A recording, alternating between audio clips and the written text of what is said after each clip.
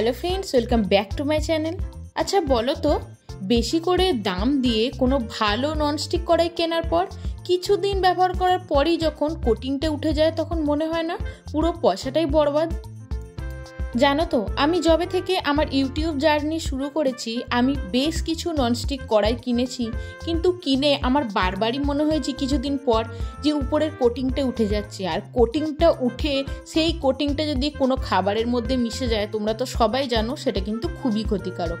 আমি রিসেন্ট যে কড়াইটা কিনেছি কিছুদিন হলো ব্যবহার করছি, সেটা হলো আগারো এলিট হ্যান্ড অ্যানোডাইজড কড়াই।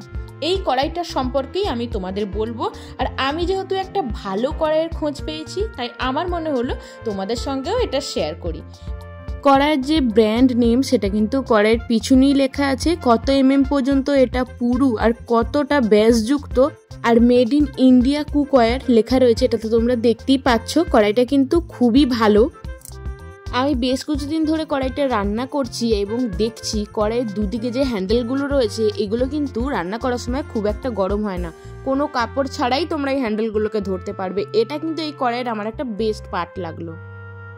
আমি বেশ কিছুদিন ধরে এই কড়াইটা ব্যবহার করছি। কড়াইটা কি ভালো গুণ আছে আর কি করলে কড়াইটা বেশি দিন ধরে লাস্টিং করবে আর ভালো থাকবে, সেই সব কিছু রিভিউ আজকে তোমাদের সঙ্গে ভিডিও শেয়ার করব। এটার মধ্যে কম তেল দিয়ে রান্না করা যায় নাকি, আর এটার মধ্যে যে কোটিংটা ব্যবহার করা হয়েছে সেটা কোনো হার্মফুল কোটিং নাকি, সেই সব কিছুর কথা বা রিভিউ আজকে তোমাদের সঙ্গে এই ভিডিও শেয়ার করছি।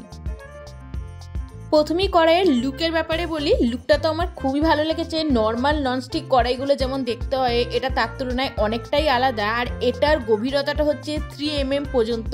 তাই খুব সহজেই তোমরা যে কোনো ফ্রাইং জিনিস বা গ্রেভি তরকারি জাতীয় জিনিস খুব ভালোভাবে এটার মধ্যে কিন্তু নাড়াচাড়া করতে পারবে। খুব কম তেল ব্যবহার করে ভাজতে, খাবার নাড়াচাড়া করার জন্য এটা কিন্তু একদম আদর্শ। স্বাস্থ্যকর রান্নার জন্য এটা কিন্তু প্রায় 4 মিমি পর্যন্ত পুরু, 2.5 লিটার ক্ষমতা সম্পন্ন এবং 24 সেমি ব্যাস আকারে এই কড়াইটা আসে।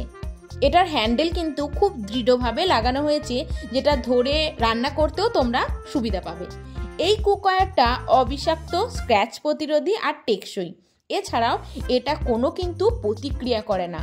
অনেক ননস্টিক কড়াইয়ের ক্ষেত্রে যখন তেল দেওয়া হয় বা ননস্টিক প্যানটা বা কড়াইটা যখন আমরা একটু হাই ফ্লেমে কোনো জিনিস রান্না করি সেটা কিন্তু প্রতিক্রিয়াশীল হয়। এটা সম্পূর্ণ প্রমাণিত, এটা কিন্তু অপ্রতিক্রিয়াশীল। এটা তাপ দক্ষ এবং সমানভাবে উত্তপ্ত হয় তলার দিকটা, তাই উচ্চতাপে এটা কিন্তু নষ্ট হয় না। সবচেয়ে ভালো এর এই কাঁচের লিডটা। অনেক ননস্টিক কড়াইয়ের ক্ষেত্রে কিন্তু স্টিলের লিড দেওয়া হয়, তাই ভেতরে কুকটা কতটা হচ্ছে, গ্রেভি কতটা আছে আমাদের দেখতে একটু অসুবিধা হয়, কিন্তু যেহেতু এটাতে একটা কাঁচের লিড দেওয়া হয় তাই সেক্ষেত্রে উপর থেকেই কিন্তু দেখা যাবে আমাদের তরকারির কন্ডিশন বা আমরা যেটা বানাচ্ছি সেটার কন্ডিশন কেমন রয়েছে। আর যারা ভাবছো ওয়েট লুজ করবে, রিসেন্ট একটু কম তেল দিয়ে রান্না করে খাবে, তাদের জন্য এই কড়াইটা কিন্তু একদম পারফেক্ট। আমি রিসেন্ট 4-5 মাস ধরে কড়াইটা ইউজ করছি। খুব কম তেলের মধ্যেই রান্নাটা করা হয়। এখন দেখো আমি এখানে একটা গ্রেভি কষাচ্ছি, এটার মধ্যে কিন্তু আমি মাত্র খুব অল্প তেল দিয়েই কষাচ্ছি, একদম তলা থেকে কোনো গ্রেভি জাতীয় জিনিস কিন্তু লেগেও যায় না, খুব কম তেল দিয়ে রান্না হয়ে যায়। তাই এই কড়াইটা আমার তো খুব ভালো লেগেছে। এবার কিছু সাবধানতার কথা বলি। এই কড়াইটা পরিষ্কার করার জন্য কোনো ধাতব স্ক্র্যাপ বা ধারালো বস্তু দিয়ে ঘষলে কিন্তু হবে না, সেক্ষেত্রে কিন্তু কড়াইয়ের নিচটা কিন্তু ঘষা খেয়ে যেতে পারে।